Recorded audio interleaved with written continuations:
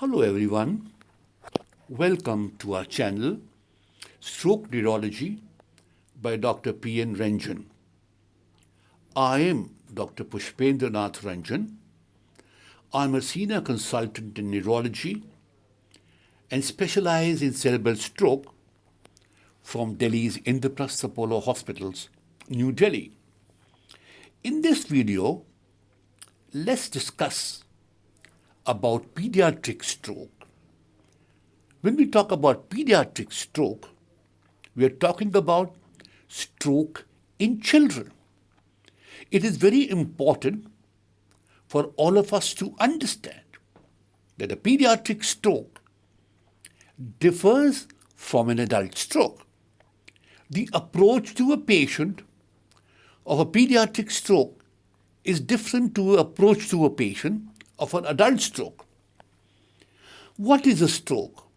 When blood flow to an area of the brain is interrupted or blocked either by a blood clot or broken blood vessel, a stroke occurs and subsequently the brain cell begin to die. The terminology which we use in this situation is a cerebral infarction, which signifies that there is decreased oxygenation, blood supply to this area of the brain. A pediatric stroke is the sixth leading cause of death in children, affecting 25 in 100,000 newborns, 12 in 100,000 children under 18 years of age. The children who are at risk of a stroke are 1. Newborn, especially full-term infants, older children who have sickle cell anemia, who have heart disease from birth, and stroke because of certain immune-mediated disorders. Healthy children with hidden disorders like narrow blood vessels or a tendency to form blood clots easily. In most cases, the recognition of stroke in children is often delayed or even missed because a child may not come and complain that I have got a paralysis on one half of the body, which an adult would. Many children with stroke symptoms are misdiagnosed, and more common conditions that manifest like stroke-like symptoms are migraine, epilepsy, and more common viral encephalitis, which is quite often mistaken for a stroke. What are the types of pediatric strokes? 1. Arterial ischemic stroke, injury to the brain due to blockage of blood flow in an artery, causing blood clots or narrowing of the artery. Cerebral sinus venous thrombosis, brain injury or impaired function of the brain is caused by blocking in the drainage of the blood due to clotting in the brain's venous system. I'm sure you're aware that in the brain, we have the arterial system and we have the venous system. And please remember, we don't have lymphatics in the brain. It either goes away without causing any permanent damage to the brain, or it can cause ischemic or present like a hemorrhage. Hemorrhage would mean that the artery has burst inside the brain. Intracranial hemorrhage, arteries and other small blood vessels create pathway throughout the brain that bring blood supply from the heart. If these arteries or blood vessels weaken and burst, they cause a bleeding in the brain, leading to brain injury or an hemorrhagic stroke. It always is not essential to have a bleeding inside the brain. You could have a bleeding outside the brain in the coverings of the brain, which is called a subarachnoid hemorrhage. So it is important for all of us to recognize in a pediatric stroke whether we are dealing with an ischemic stroke, whether we are dealing with the hemorrhagic stroke, and if we are dealing with an hemorrhagic stroke, are we dealing with a subarachnoid hemorrhage? The signs and symptoms of stroke in children and teenagers: drooping of face, numbness, arms and leg, usually on one half of the body, trouble walking due to weakness and lack of coordination, which would be very commonly missed. The parents may see that the child is dragging the left-sided limb or the right-sided limb, would tend to ignore it. But our advice for you to be, to all of you to be, please do not ignore any symptom in a child. It could be a symptom of pediatric stroke. Problem in speaking or understanding, slurred speech, blurring of vision is a symptom.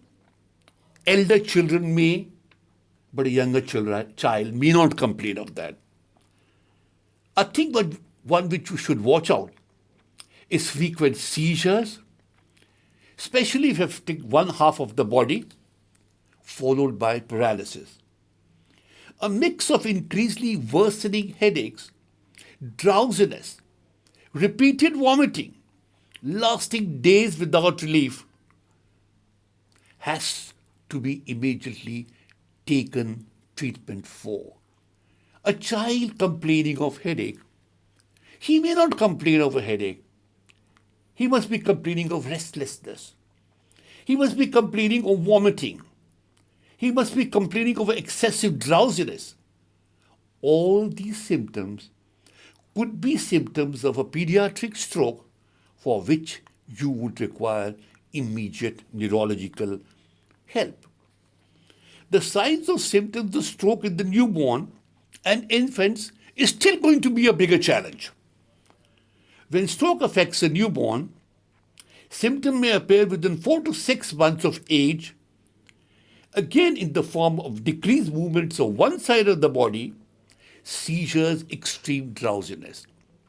Such a small child may not be able and will not be able to complain, but it is for us to see if the child has any one of these symptoms.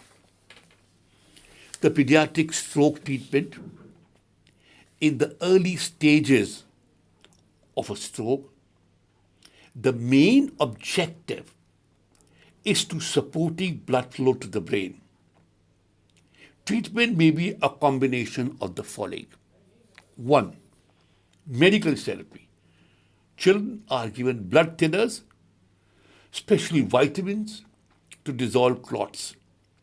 Children with sickle cell anemia are put on blood transfusion therapy.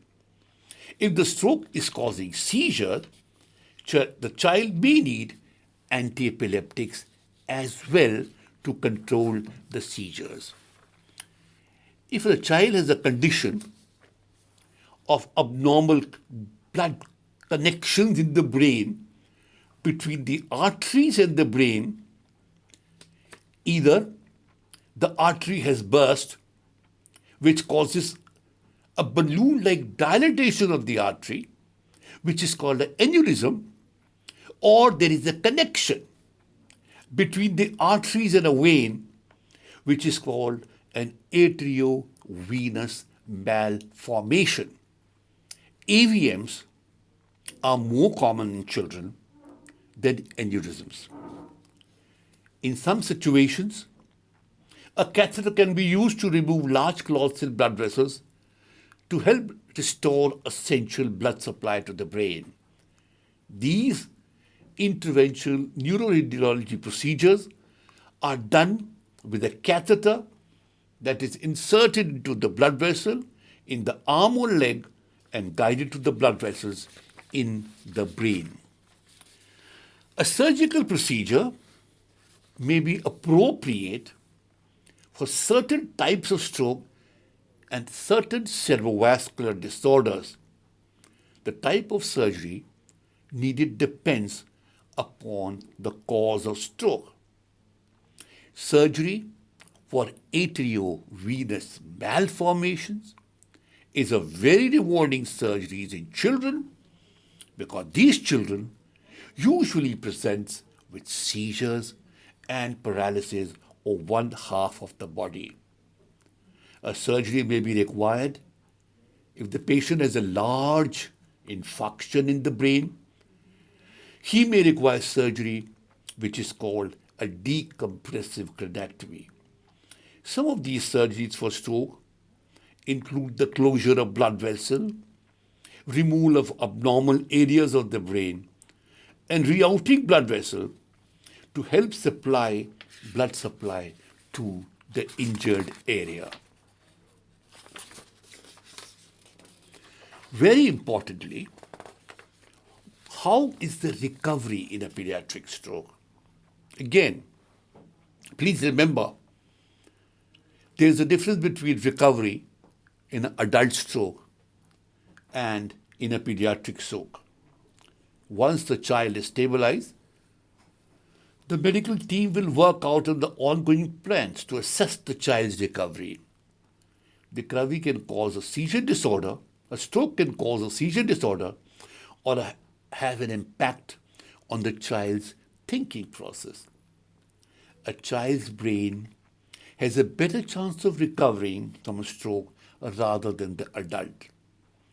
Some of the breast neurologists in India believe that early recognition and treatment of stroke during the initial hours of the occurrence is critical, and curbing any long morbidities and minimizing chances of recurrence. Some of the best centers in the world, some of the best centers in our country, where Indraprastha Apollo Hospital takes the lead, offers excellent post-stroke rehabilitation to patients that have experienced paralysis, as early rehabilitation can help in faster recovery. Thank you very much for listening. Please leave all your comments, queries, and subscribe to the channel for more such videos. Thank you.